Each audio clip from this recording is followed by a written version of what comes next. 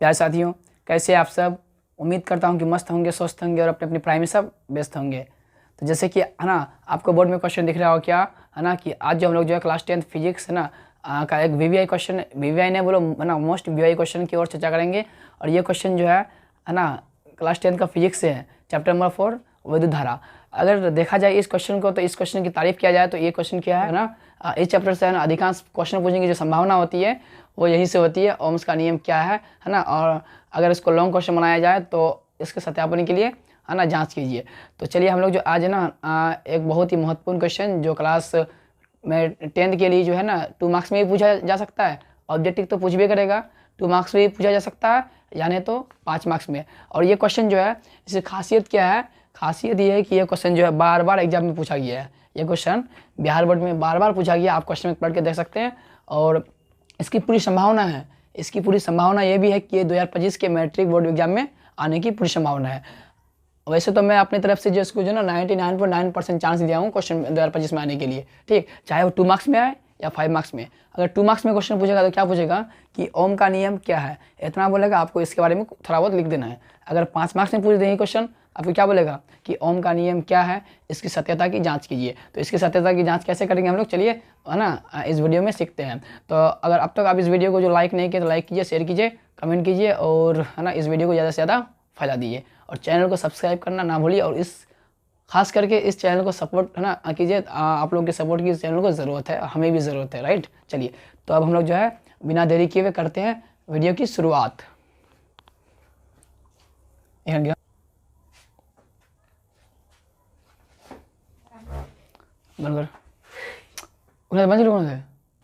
तो चलिए हम लोग वीडियो की करते हैं, बिना देरी के करते हैं शुरुआत। चलिए क्वेश्चन क्या है कि ओम का नियम क्या है, इसके सत्यापन की जांच कीजिए, मतलब इसकी सत्यता की जांच कीजिए और सत्यापन कीजिए इसको ना। तो हम लोग शुरुआत करते हैं ओम के नियम के बारे में, ओम का नियम क्या है। तो चलिए शुरुआत करते हैं ओम का नियम, इसका आंसर लिखना शुरू करते हैं।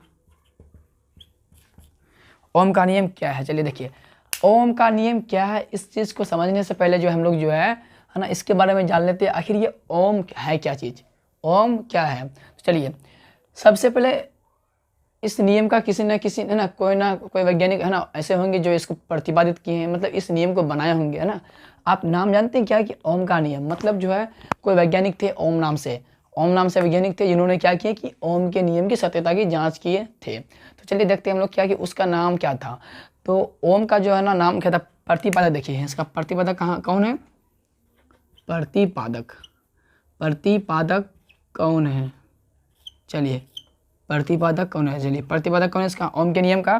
तो इसका प्रतिपादक है, याद रखना क्या, कि जॉर्ज साइमन ओम। क्या नाम है इसका, जॉर्ज साइमन ओम। और ये जो है ना जर्मन के वैज्ञानिक थे, मतलब जर्मन वैज्ञानिक, जर्मनी के रहने वाले थे, है ना, ये जर्मनी के रहने वाले थे, जर्मन वैज्ञानिक। चलिए क्या नाम थे, प्रतिपादक। किसने किए थे ओम के नियम का प्रतिपादक, जॉर्ज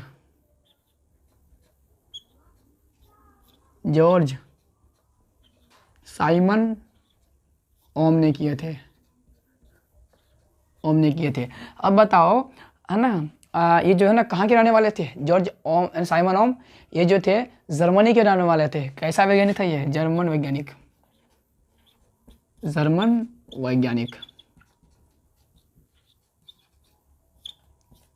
उम्मीद करता हूँ कि इतना कुछ समझ में आ रहा होगा। चलिए फिर हम लोग देखते हैं आगे की ओर। प्रतिपादक कौन थे, जॉर्ज साइमन ओम, कहाँ के रहने वाले थे, जर्मन वैज्ञानिक थे। कब,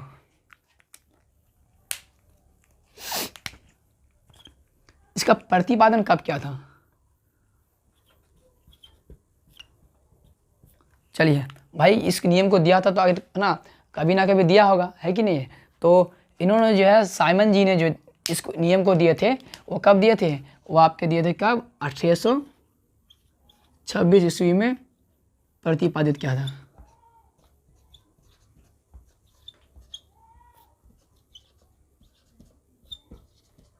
चलिए ओम के नियम का प्रतिपादक कौन है, तो जो है ना जॉर्ज साइमन ओम। कब दिया था इसने है ना नियम को, 1826 ईस्वी में। कहाँ के रहने वाले थे, जर्मन वैज्ञानिक थे, मतलब जर्मनी के रहने वाले थे। चलिए अब हम लोग देखते हैं इसके तहत क्या क्या चीज़ हम लोग को पढ़ना चाहिए। अभी हम ओम के नियम में गए नहीं, राइट। चलिए और क्या पढ़ना चाहिए हम इसके बारे में। ये ओम का नियम जो है ना किसी है ना दो राशि के बीच का जो है क्या करते हैं कि ये ना रिलेशन है ना दिखलाते हैं, रिलेशन। अब आपको कौन कौन सी चीज़ ऐसे हैं जिसके बीच का रिलेशन दिखलाते हैं, लिख लेते हैं क्या, संबंध।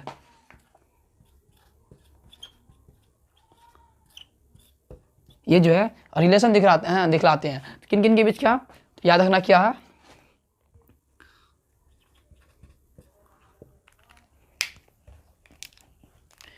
ओम का नियम है ना, ओम का नियम जो है, ओम का नियम, ओम का नियम, ओम का नियम विद्युत धारा, विद्युत धारा जो आई है और विभवांतर, विभवांतर जिसको हम लोग क्या बोलते हैं, वी से डिनोट करते हैं, के बीच बीच के संबंध को दिखलाता है, के संबंध को दिखलाता है।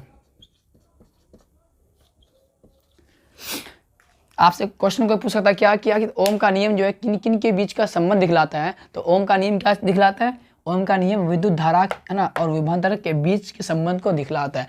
मतलब यहाँ पे दिखाई क्या जाए कि है ना, ओम का नियम जो है वी और आई के बीच का रिलेशन दिखलाता है, राइट। चलिए अब हम लोग पढ़ते हैं क्या कि है ना, इतना तो हो गया, और एक पॉइंट पढ़ना है इसके बारे में अभी, अचर राशि।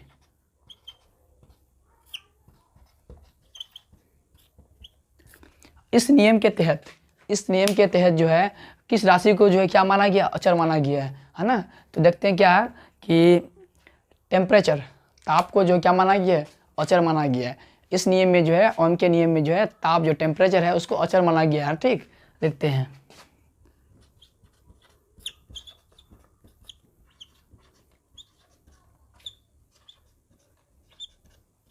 माना गया है। तो इतना कुछ है ओम के नियम के बारे में बेसिक में। चलिए ठीक है, अब हम लोग का शुरुआत कर देखें कि ओम का नियम क्या है। चलिए ओम का नियम, चलिए अब हम लोग करते हैं है ना मेन क्वेश्चन है ना, आंसर की शुरुआत। चलिए अब देखते हैं ओम का नियम क्या, पहले इसके बारे में थ्योरी लिख देते हैं, ओम का नियम क्या है। देखिए ओम का नियम क्या होता है कि निश्चित ताप पर, निश्चित ताप पर क्यों, क्योंकि ताप जो है अचर माना गया है, इसलिए निश्चित ताप पर है ना, एक निश्चित ताप पर या फिर निश्चित ताप पर किसी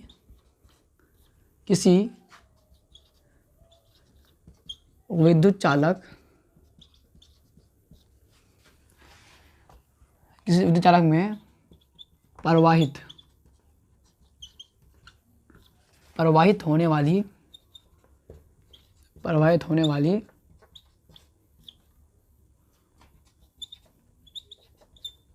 विद्युत धारा का मान क्या होते हैं, उसके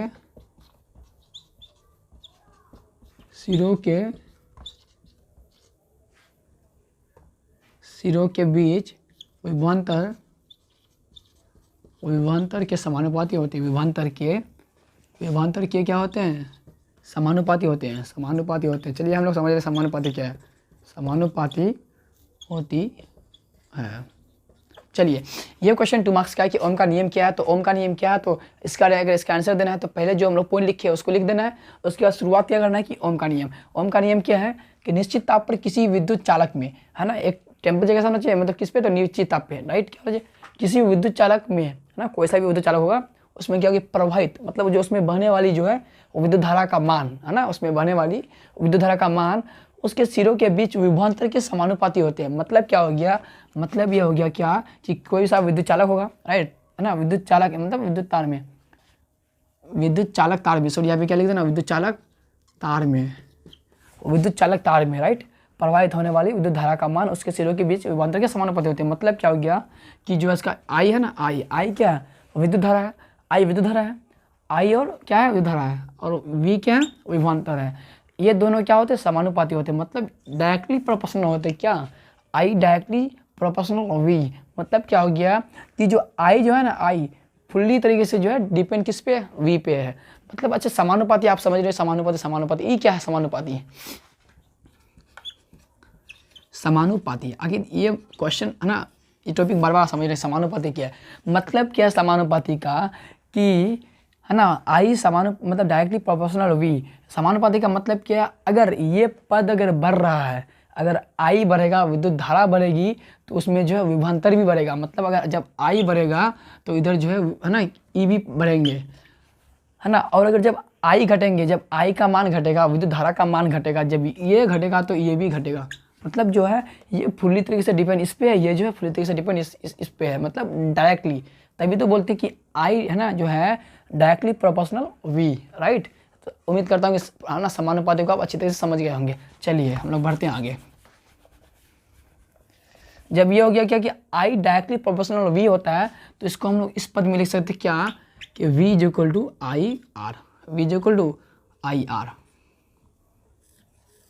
देखिए अब यहाँ पे r कुछ और आ गया, हमने क्या किया, प्रोपोर्शनलिटी कांस्टेंट को हटाए, है ना, मतलब डायरेक्टली प्रोपोर्शनल वाला चिन्ह को हटाए, उसको जब बराबर देते हैं उसको हटा करके, तो उसके बदले में कुछ ना कुछ लिखना पड़ता है, कि जो क्या होता है नियतांक होते हैं। r क्या है यहाँ पे, r क्या है, r नियतांक है, नियतांक है, आर क्या है, एक नियतांक, याद रखना, राइट। चलिए जब v is equal to I R होता है, तो हम यहाँ से क्या निकाल सकते हैं, या i इज इक्वल टू क्या कर सकते हैं, v तो पहले से अपन r, ये भी तो कर सकते हैं ये फॉर्मूला, या नहीं तो और भी हम एक फॉर्मूला बना सकते हैं क्या, कि अगर हम यहाँ से r का मान निकालना चाहें तो v अपन i। तो ये तीनों जो ओम के नियम का फॉर्मूला है, आप याद रखना। क्वेश्चन बनता है एग्जाम में ऑब्जेक्टिव में क्या, कि मतलब ओम का नियम या फिर ना निम्नलिखित में से जो है ना कौन सा जो व्यंजक सही है, या ओम के नियम के बारे में पूछ देगा, आपको 3 ये दे देगा, एक कुछ और दे देगा। अगर क्वेश्चन बोलेगा कि नहीं है इनमें से ओम का नियम, तो ये 3 दे देगा, एक में और कुछ दे देगा, तो मतलब क्या होगी, आपका आंसर वो हो जाएगा। चाहे तो आपका v is equal to I R दे, I is equal to V upon R दे, या R is equal to V upon I दे, तीनों के तीनों क्या ओम के नियम ही को दर्शाते हैं, दिखाते हैं। चलिए अब हम लोग जो है ओम का जो देखिए संकेत, ओम का संकेत क्या है, देखिए ओम का संकेत, ओम का संकेत क्या होता है कि कुछ इस तरह से होता है, राइट, कुछ इस तरह से होता है, याद रखना। ये क्या है, ओम का संकेत है।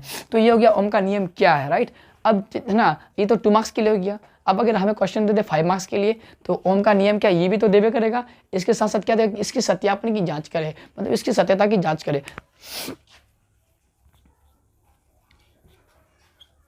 सत्यता की जांच, सत्यता की जांच, सत्यता की जांच इसलिए करते हैं क्योंकि ये क्वेश्चन 5 मार्क्स में भी तो पूछते हैं। जब 5 मार्क्स में पूछेंगे उतना लिखने से काम नहीं चलेगा। 5 मार्क्स में नंबर 5 नंबर लेने के लिए आपको इतना कुछ भी उसमें लिखना पड़ेगा। चलिए करते हैं शुरुआत हम लोग बिना देरी किए हुए। सत्यता की जाँच के लिए क्या करेंगे, सबसे पहले हम एक परिपथ बनाएंगे। परिपथ में जो है मतलब कुछ दर्शाएंगे। देखिए क्या दर्शाना है हमें, एक परिपथ बनाते हैं। क्या बनाते हैं, एक परिपथ बनाते हैं, एक परिपथ बनाते हैं, इस तरह से बना लिए। चलिए हम लोग फिर क्या करते हैं, प्रतिरोध बनाते हैं। चलिए यहाँ पे हम लोग क्या करते हैं, एक एमीटर को जोड़ देते हैं, राइट। चलिए यहाँ पे बैटरी जोड़ देते हैं, यहाँ पे बैटरी जोड़ दिए। चलिए बना दिए। चलिए अब क्या है कि हम करते क्या है कि इसको बना दिए, क्या ये क्या प्लस चिन्ह और ये माइनस चिन्ह हो गया आपका, और जो है ये क्या आपका आर है मतलब रेजिस्टेंस है, और ये आपका क्या हो जाएगा। चलिए हम लोग वोल्ट मीटर भी मतलब वोल्ट भी जो है पे जोड़ देते हैं, राइट। चलिए ये हो गया आपका वोल्ट मीटर। इधर से जो है करंट फ्लो करता है, करंट फ्लो करता है, राइट। चलिए ठीक है। अब हमने है ना यहाँ पे क्या किए, जो चीज़ यहाँ पे बनाते हैं उसको जो हम लोग थोड़ा लैंग्वेज में लिख देंगे, थ्योरी है ना, थ्योरेटिकली मतलब सिद्धांत के रूप में। चलिए ये क्या लिखे यहाँ पे, चलिए लिखते हैं क्या कि हमने किए क्या यहाँ पे, है ना, इस प्रयोग को, है ना, किस प्रयोग को, तो ओम के नियम की सत्यता को, इस प्रयोग को दिखाने के लिए, इस प्रयोग को दिखाने के लिए क्या करते हैं, दिखाने के लिए हम क्या करते हैं, हम जो करते हैं क्या है कि क्या लेते हैं, एमीटर लेते हैं। एमीटर क्या होता है, वोल्ट मीटर लेते हैं, वोल्ट मीटर लिए, उसके बाद फिर क्या लेते हैं, एमीटर लिए, है ना, वोल्ट मीटर लिए, विद्युत बल्ब लेते हैं, विद्युत बल्ब लेते हैं। विद्युत बल्ब की बात क्या लेते हैं, है ना, कि बैटरी लेते हैं, बैटरी लिए, बैटरी के बाद क्या लेके, है ना, दाब कुंजी लेते हैं, दाब कुंजी लेते हैं, और क्या लेते हैं, और लेते हैं क्या है कि परिवर्तनशील परिवर्तनशील प्रतिरोध को सजा देते हैं। हमने जो इतना कुछ यहाँ पे जो बनाया है ना, इतना उसको जो लिख दिए लैंग्वेज के रूप में। चलिए अब जैसे ही ये मेरा ना बन जाता है, ये चीज़ लिख लेते हैं। इसके जस्ट बात क्या करते हैं, हम आई और वी का मान निकालते हैं। आई और वी का मान निकालते हैं। चलिए हम लोग एक टेबल बनाते हैं। इसके लिए एक टेबल भी बनाना पड़ता है। टेबल के माध्यम से ही जो हम लोग ग्राफ बनाएंगे।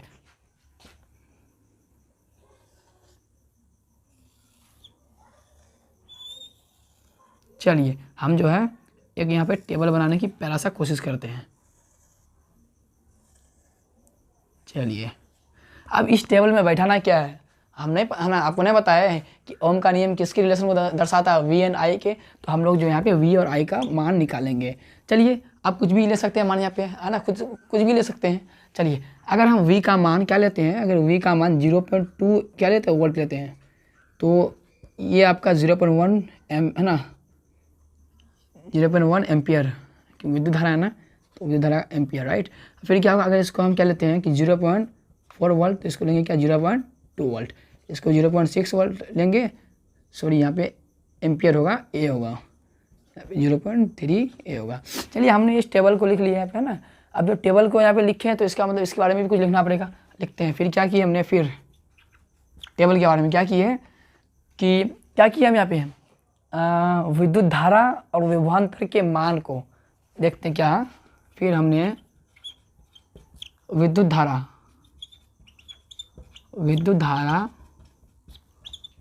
और विभवांतर को बैटरी की संख्या को बढ़ाकर, है ना, बढ़ाकर मतलब बैटरी की संख्या को बढ़ाकर उसका मान को नोट कर लिया।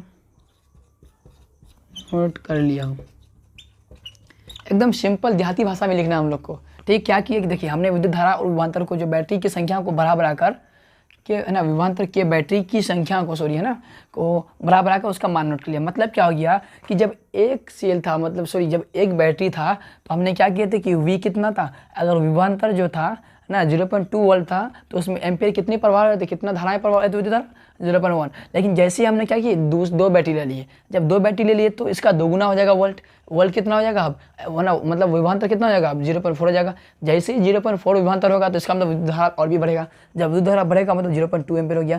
फिर क्या है कि अगर हम और एक बैटरी लेते हैं, 3 बैटरी ले लिए, तो क्या होगा आपका कि, है ना, विभवांतर 0.6 वोल्ट हो जाएगा। जैसे ही विभवांतर, है ना, बढ़ जाएगा तो इसका मतलब क्या होगा कि फिर उसमें प्रभावित होने वाली धाराएं भी बढ़ेगी। अब जब धाराएं बढ़ेगी इसका मतलब ये क्या हो जाएगा 0.3 एम्पियर, मतलब ये चलते रहेगा, इसी अकॉर्डिंग में चलते रहेगा। चलिए जो चीज़ हमने बनाए हैं उसको यहाँ पे हम लोग छाप दिए। चलिए अब क्या करेंगे, जब भी इस तरह का कुछ बनाते हैं तो हम लोग क्या करते हैं, अब जब ये बन गया ना, तो अब हम जो है एक ग्राफ बनाएंगे। अगर मेरा बनने वाला ग्राफ, प्राप्त होने वाला ग्राफ, अगर उसमें जो अगर एक सरल रेखा प्राप्त हो जाता है, जब हम विभवांतर और विद्युत धारा के बीच एक ग्राफ खींचेंगे, तो वो ग्राफ अगर मेरा अगर एक समांतर, एक स्ट्रेट लाइन अगर हमें प्राप्त हो जाता है, तो हम कह सकते हैं क्या कि हाँ जी, ये जो वी और आई जो आपस में क्या होते हैं, समानुपाती होते हैं। तो चलिए हम लोग करते हैं, वो भी काम कर लेते हैं और हम लोग का, है ना, द एंड हो जाएगा। चलिए बंद कर। तो चलिए अब हम लोग जो है ग्राफ बना के दिखाते हैं। अगर हम लोग का ग्राफ एक सरल रेखा प्राप्त हो जाएगा तो हम लोग का क्वेश्चन का आंसर मिल जाएगा। चलिए हम ये क्या करते हैं, ग्राफ बनाते हैं।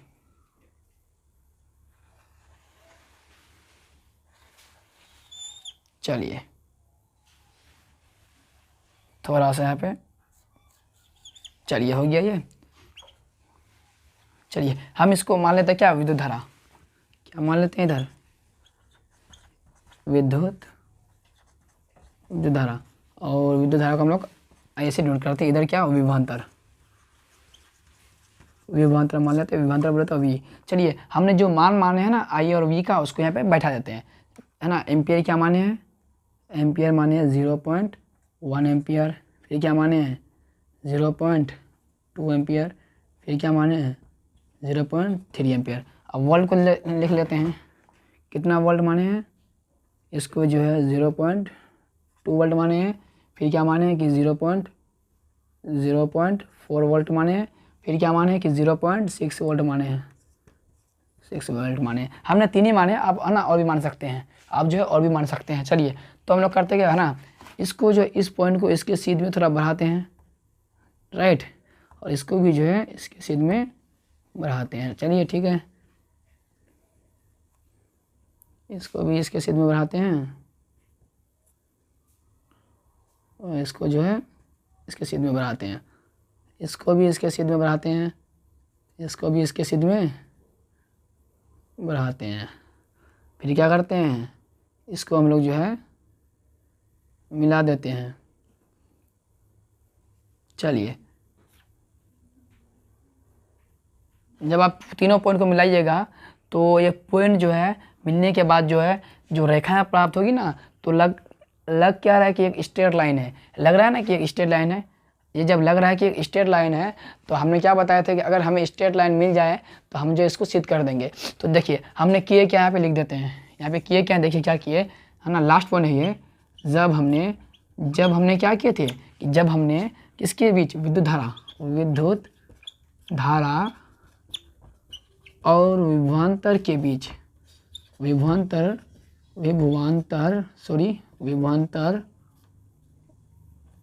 के बीच ग्राफ खींचा।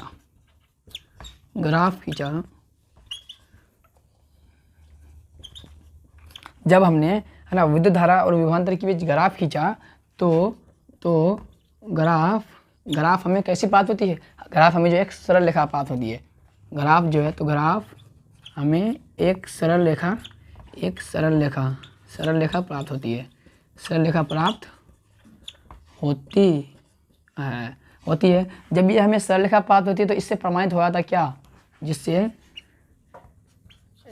प्रमाणित हो जाती है या हो जाता है कि विद्युत धारा और विभवांतर आपस में समानुपाती होती है, होता है। चलिए इतना कुछ लिख दीजिए। अब क्या कीजिए लास्ट में, हिंस प्रूव्ड। चलिए हम लोग जो है इस क्वेश्चन को जो हम लोग सिद्ध करके दिखा दिए। अगर आप इतना कुछ करते हैं शुरुआत से लेकर के अब तक, अगर 5 नंबर आप ना 5 नंबर वाला क्वेश्चन में पूछ दिया, और अगर आप शुरू से इतना लिखते हैं यहाँ तक, तो यकीन मानिए कि एग्जामिनर भी जो है ना मिस्टेक सी भी जो है ना मिस्टेक नहीं कर सकता आपको नंबर देने में। मतलब 5 मार्क्स में 5 मार्क्स देगा, इतना तो मतलब लिखने के बाद है ना अंदाज़ा लग ही जा सकता है। चलिए तो ये क्वेश्चन का आंसर आपको सॉल्यूशन कैसा लगा, आप जो है ना इसको कमेंट बॉक्स में ज़रूर कमेंट कीजिए। और आपको जो नेक्स्ट वीडियो किस टॉपिक पे चाहिए आप उस पर भी जो है ना कमेंट कर सकते हैं। और इस तरह का वीडियो है ना और जो है इस तरह का टॉपिक आप बताइए है ना, कमेंट में बता सकते हैं कि किस है ना टॉपिक पे वीडियो बनना चाहिए, और ख़ास करके 2025 वाला जो मैट्रिक एग्जामिनेशन देने वाला है। तो मैं उम्मीद करता हूँ कि ये जो आप लोग को मस्त लगा होगा।